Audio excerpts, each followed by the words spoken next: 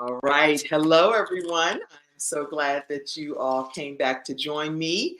I am excited because I wanted to make sure that I talked to you all today for a few moments about how to have just some simple tips that can help you be able to have better balance in your life. I'm Kim Jacobs, host of The Kim Jacobs Show, and you all tune in to my show Monday through Friday at 11 o'clock a.m. Eastern Standard Time. But many times I don't get the opportunity to just have that one on one conversation with you because I'm typically interviewing someone else. And so I've decided that I'll just come on and talk to you all periodically as well. And no set time because I don't have a clue what time it's going to be, that it's going to happen faithfully every single day. But I will tell you this, that I will come on and just have some conversations with you. You can always feel free to put comments in the comment section. And also, you can tune in to the Kim Jacobs Show Monday through Friday at 11 o'clock a.m., where we're bringing balance to the world one household at a time. So, today I just wanted to talk for a few moments about how important it is for us to have some simple tips and strategies to have better balance in our lives. Now, let me let you know my philosophy on balance, okay? Sometimes it looks like we are out of balance, out of sync. And so it's like, you don't look like you have a bunch of balance going on to me. It looks like you all over the place and like you're not where God would have you to be. Guess what? At the end of the day, we're exactly most of the times where God would have us to be. He knew exactly what season we would be going through in our lives. He knew exactly how dry that season would be. He even knew who would be there to help us during that more difficult season of our lives. Doesn't mean that you're out of balance. It just means that maybe he's preparing you for something greater in your life, some things that you weren't ever even envisioning because your mind wasn't there to even be able to receive some of the things. And we only know in part. We don't know the whole picture. We only get to see little bits and pieces of the puzzle as they start to come together. But God sees the whole picture, y'all. And so I'm excited about talking to you today. Just 5 simple tips that can help you with better work life balance, is what I'm going to talk about here. Okay. Work life. It's a big difference between ministry and life. It's a big difference between school and life. It's a big difference between children and life. It's a lot of different factors. Parenting younger children, parenting older children, parenting adult children, even being able to care for aging parents. There's so many different topics and things that we can talk about, and we will talk about some of those together. I'm Kim Jacobs again, the Balance Doctor, and it's my honor and privilege to serve you in this capacity. So, tip number 1. Go ahead and just write it down. I believe wholeheartedly that if we write something down and we put it in our memory bank, we'll be able to go back and review it and even know what we're going to apply in our lives. So, tip number 1 is put things in their proper perspective. When you're prioritizing life and you're wanting to make things fall in alignment the way that they need to be, in my opinion, I believe wholeheartedly that God is the main priority in my life. And so that's not number 1 and number 2 and number 3. I just believe wholeheartedly that everything that I do, everything that I desire to do, everything that I hope to become, ever to become, I have to be subject to the leading of God and the guidance of God in my life and the guidance from God in my life. So if that applies to you too, put it in perspective. Okay, what are you going to be doing to make sure that every day, in the morning and noon and the evening, all throughout your journey called life, how are you really putting God as that true priority in your life? What are you doing to let Him know that He is a priority and that whatever your will is, Lord, is the will that I want done through my life and in my life? So put things in proper priority. When it comes to work life balance, I want you to keep in mind that when you're putting your work out there and you have to do your job, then yes, there's going to be some spillover effects and things that happen because some things happen at home and it automatically, you're like worried about it and thinking about it at work. And you're like, okay, I know I'm at work, but I have to focus on how's everything going with you? Are you feeling okay? I know you were sick when I left home. Are you doing okay? Do you need anything? So some things, even as much as you attempt to keep them separate, it really is a combination of both. It's like you're at work, but you also have to consider the people that are important to you at home. My desire, and I can only speak personally, is to always keep things as separated as possible. And if you're anything like me, please, feel free to put it in the comment section. Do you have any challenges separating work from home? And how does that work for you? So I'd love to hear your feedback on that. I recommend, though, when you are at work, that you're at work. And when you're at home, that you unplug and unwind from some of the work things and formally direct your attention to your family. And many times people work jobs that you cannot do that, where you're like, you know what, my job doesn't is not 9 to 5. I'm not able to just completely turn work off. But then in that case, you might would just say, okay, I can't turn it completely off, but every single call that comes in, when you know that that's supposed to be your designated family time, then you may say, I'll return the call during this block of time and have a designated block of time that you're going to return those business calls. So putting things in perspective that when I'm at work, you let your family, your children, your parents, your friends know I'm actually at work right now. So I'm not going to be able to have the same level of conversation I would have if I was at home just sitting on the porch or at home chilling and relaxing. It's a big difference. And people that know you and respect you, they understand that. And it's not an issue because they understand that you're at your job at that point. So keep that in mind. And then the other thing I recommend too is when you're at home, being able to say the same thing to those that are where you work. You're like, okay, you know what, during this block of time I'm actually having dinner with my children, or I'm going to one of my children's performances, or I'm going to an activity, and so I will return the call during this block of time. Being clear about what the distinction is and how to keep it as separate as possible, so that your children or your family, and you may not even have children. So if I'm talking to you and you're a person that's like, I don't even have children, so what are you saying to me? Well, you may have a spouse, and you may have some friends that you're not may not even be married. But being able to distinguish that when I'm at work, I'm at work. When I'm home, I am going to put some of those parameters in place to enjoy my home life. Other than that, there's never a separation. So you have to formally give it some level of hard stop, that this is going to be this block of time that I'm not doing it anymore, for just like, even if it's an hour, if it's 2 hours, if you work a night shift and it's okay, I'm going to come and do breakfast with my family.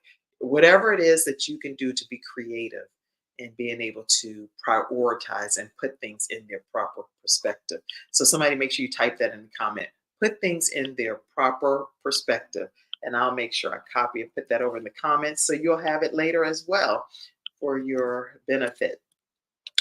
The other thing that I highly recommend that you do is that you have designated technology, social media time. That right there is a whole lot to gain some level of control and get it under subjection. And I was looking at, what was this research? Yeah. According to Global Digital Insights report, 2 hours and 23 minutes per day is spent regarding social media platforms. On average, that means that the social media accounts for 35%, 0.8% of our daily online activities, which is more than 1 in 3 internet minutes are being attributed to social media platforms. That's a lot of time. We only have 24 hours in a given day. So having some designated social media time during this block of time, this is when I do all of my social media stuff. And you might be like intrigued and you like see some stuff popping up on your story and different things. And you're like, oh, I gotta go take a look at this. That's normal. You're having a normal experience. You're not on an island by yourself dealing with that. But just not letting it consume you to the point where it's taking over every part of your existence. And without it, who are you? What do? You don't do anything because you have to have all of your technology with you at all times. I think that when you are having that time, especially if you have a family and you're having a family meeting, we have family meetings, so we all come together at the table and we talk about What are some of our goals, our dreams, strategies, things that's working, things that aren't working well? How do we actually implement some of the resources and strategies that's working well for someone else in the family, but I may have never even heard of that resource. So again, you have to be able to unplug from some of the social media and some of the technology to be able to even hear what hardcover book are you reading? Because my children, they read a lot of hardcover books too, and even listen to audiobooks. And so, what are they learning from some of these books? Because I may never read that book, or I may never hear the audio version of that book. But if I can take notes on what they learned, then I'm still learning from that content. So, learning from the technology is a great thing. Let's be very clear. Without Google and all of these different ways that you could search the chat GPTs and all of these different ways that you can search out information and apply some of the information that we're learning, it saves us a lot of time, in my opinion. So I'm grateful for technology, and I'm not a person that's like anti social media or anti technology. That's not what I'm saying. What I'm saying is just putting it in its proper place and being able to have designated time that you do these things. And then it may be just sometimes that you say, this is just me going and saying, happy birthday to everybody. This is me going to say, I'm looking at other people's posts and just want to acknowledge that I see you. I see what's happening in your life and I'm admiring you, even though we may not be the best of friends, but I'm checking out your post and just want you to know that you have a supporter over here. Not only just going on and posting only your own stuff and then not supporting anybody else's stuff. That please just take a moment to infuse some time in your life to support other people too and celebrate other people and grieve with other people. People are some people have lost loved ones, friends, family, church members, and they want you to know on social media that's happening in their lives. And so take a moment to just say, hey, I see this. You have my condolences. You have my prayers. I'm praying for your child that had surgery. I'm celebrating your child that won the soccer tournament, or I see that they won a pageant, or whatever the case may be. So support other people, but just have blocks of times that you do it. And nobody can tell you what your block of time is. Your block of time may be 1 a.m. Your block of time may be 4 p.m. It may be 8 p.m. Do what works best for you. Don't let other people dictate to you what works best for you. They don't know your lives. They don't know your life. They don't know what you're dealing with and what your work schedule is. So it's like, oh, I saw her on the social media or I saw him on the social media at 2 a.m. Girl, bye. You don't have a clue what the person may be going through or what they're dealing with or when the time is that's best for them. So do what works best for you. Always remember that. Do what's going to work best for you that God put in your heart to do. When it comes to your work life, you know if you're spending too much time in one area or if you really could cut back on that some and say, you know what, maybe I don't need to spend 2 hours scrolling through all the reels. Maybe what I'll do is just spend 30 minutes and see what I can learn in that 30 minutes. Or it may not even be reels, it may be YouTube videos, or maybe some other searches that you're looking for information on a specific subject matter. Have your designated time. All right, that was point number two I just talked about. But point number three is taking that time for you. Did I do this? Yeah, I think I did number two. Have designated technology, social media time. And that's what I just talked about, having that designated social media and technology time. And then number three is taking some time for you. For real. A lot of times when we say we're going to take time for ourselves, really, during the time that we've carved out for ourselves, we're taking time still for other people. It's really not about us in that moment. It's about, okay, I finally have the time to talk to a girlfriend or to a male friend or to one of my old colleagues or whatever the case may be. So we're really still spending time on other people, even in the time that we're so-called taking for ourselves.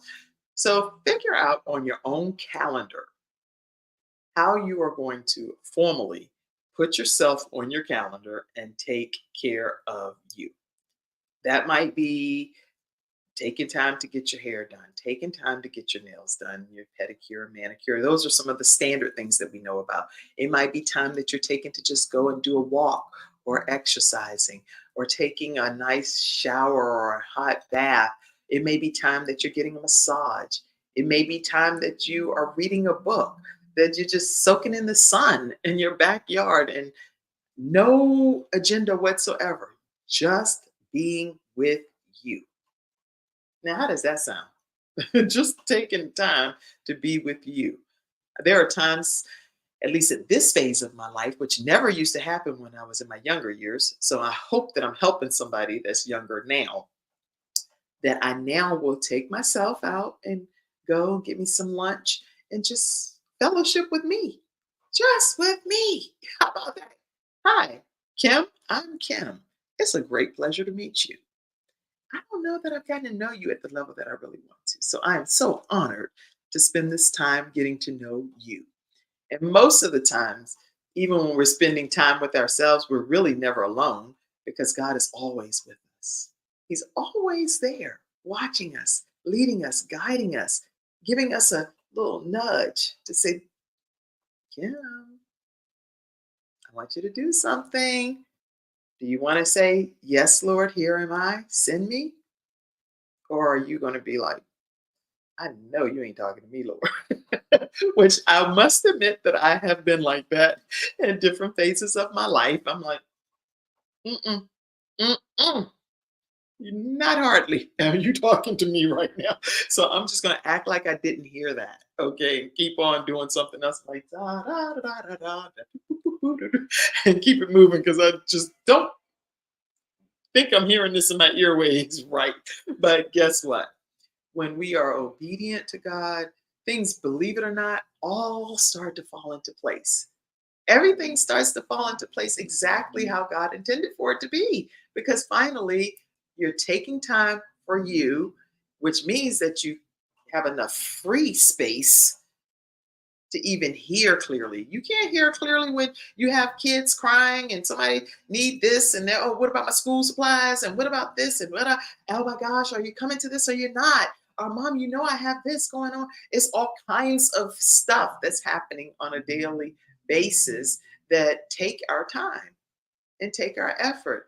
And you cannot be focused. I know multitasking is a thing. I've talked about it in my book before on Extreme Balance Makeover, and any of my books are available on kimjacobshow.com. But listen, multitasking, you could not make me believe that I was not great at multitasking. Well, really, at the end of the day, I'm really only doing one thing at that moment. Right now, I'm talking to you all. So I'm not able to multitask and do something else at the exact same time because I'm here with you right this second, right? So, really, if you're going to do something well, you really can only do that one particular thing at that one moment, well, at that one moment. And there's a book called The One Thing. And that book is a really great book too, because even though I don't get any kickbacks from it, but I like the fact that the book is focusing on what is that one thing you're going to do and you're going to do it very well. And then in that one thing, it's a domino effect. You'll start to see other things that you also do well too start to kind of compound and gets better and better over time because now you're open to that one main thing that you finally have the revelation that it's time for you to do.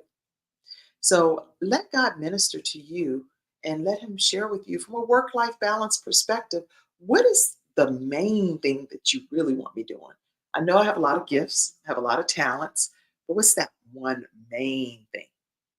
Then you'll start seeing almost like a domino effect. It's like, oh, now I get it. I do this according to your will, then this, or whatever, all comes under the umbrella of that one thing that God had put in your heart. So be mindful and open minded. When you're taking time for you, you're not just taking time for you, you're taking time to be poured into by God, in my opinion. Because then he can have that time to commune with you and you can have that time to commune with him and get more clarity in your life. All right. I feel good about that, telling you guys that. So taking that time for you is tip number 3. Number 4, and we're only doing 5 today, but tip number 4 is write your goals down so that you know what goals you are attempting to accomplish. I'm really a big believer that how in the world do you know what you're working towards if you don't have anything written down? I have so many journals, so many books, and so many notepads, and so many loose leaf sheets of paper. And I write all of it down every day. What is it, Lord, that I'm supposed to be accomplishing today? I write it down. And most of the stuff that I write down, guess what? It gets accomplished. Almost all of the stuff that I actually take the time to write down gets formally done. And now, don't get me wrong, you can write things down all you want. But at the end of the day, if you are saying that you are a child of God and that you are going to let Him lead and order your steps, there are going to be some things that we write down that, so what, you wrote them down? That's not getting done today because there's something else that I have for you to do. So we have to be flexible and open minded and willing, a willing vessel to be used by God. And Lord, yes, I know I have to do what I have to do pertaining to my job because that's my job and that's my pay. And so please don't go, the Lord not going to have you do all this other stuff at the time that you're supposed to be doing your work too. So now your job may be one that you can work hours well beyond 9 to 5, but get your work done. Don't trade things off. Get the work done that God has graciously allowed you the opportunity to have as a form of employment, if that's what you are as an employee, because we're talking about work life today. So if you work for someone else, then give them the honorable thing that's due to them. Give to Caesar what's due to Caesar. Do not take the time that you're supposed to be doing your work and doing other things. So I know whenever I do work, I have to work sometimes well beyond 5 o'clock p.m. And that's okay because I need to if I didn't do it all during the block of time from 9 to 5. So be fair and honest and open and true to what you are committed to doing. All right. All right. So what do we talk about? Write your goals down so that you know what they are. If you write them down, most likely you'll get them accomplished. But even in writing them down, some of them have to sometimes be carried over to a different day. And that's okay because now the priority shifted. What God had for you to do that day and what you had to do for your job, and some other things may have come up that you didn't get all of the goals accomplished, then make sure you do a carryover and say, okay, I got these top 3 things done, which I recommend you do them in the order of priority. So that way they definitely get done. Okay. But whenever you realize that, oh, I still have some more to be able to accomplish that one goal, carry it over to the next day and then put it as high of a priority as possible on the next day. But believe it or not, some things will happen the next day that will make it still go down a little bit further. So even though you're putting it out there that you want to get a certain goal accomplished, it may get accomplished that day and it may need to be carried over to a different day. So be mindful of that. Okay. And then the final tip that I will share with you for today is making sure that you ask for help when you need it. You're not on an island by yourself. So if you are feeling overloaded or overwhelmed, or you're feeling stressed in some regard, you're like, Lord, I just don't know how I'm going to do all of this. I'm working, I come home, I'm tired. I'm trying to make sure I still cook if you're cooking for your family and you're trying to meal plan so that it's like a little bit less stressful for you. But at the end of the day, you're washing clothes, you're so doing all of these things as a busy mother. Then even as a busy woman, that you may be in a situation where you get done with work and you're coming home and you're trying to tend to the needs of your spouse and you're like, Lord, how in the world am I going to do this? And then I'm trying to balance being here and doing this for somebody else's needs too. That's very important to me, but I'm not able to even meet my own needs. Talk about meeting their needs, right? Ask God for help in who you should even involve in that part of your life, because some people are not out to hurt you. Some people genuinely are okay with helping you and saying, listen, let me take the load off of you a little bit. What can I do? Can I go pick some medications up for you? Can I go do some grocery shopping for you? Can I watch one of your children while you're out running some errands for yourself? Can I watch your children and you're sitting right here in the house, but you may not be able to focus right at that moment on everything that the children need. So have me come in and work with them as maybe a niece or someone that's in your family, and then you can still get some of your other work done while you have that person that you trust right there in your home. So then that gives you a chance to go and maybe fix the dinner, or go and be able to read a book, or go and be able to do your laundry, whatever it is that you would like to do, wash some dishes, meal prep, whatever it is that would make your life a little bit easier. Take advantage of the help. You may be caring for an aging parent.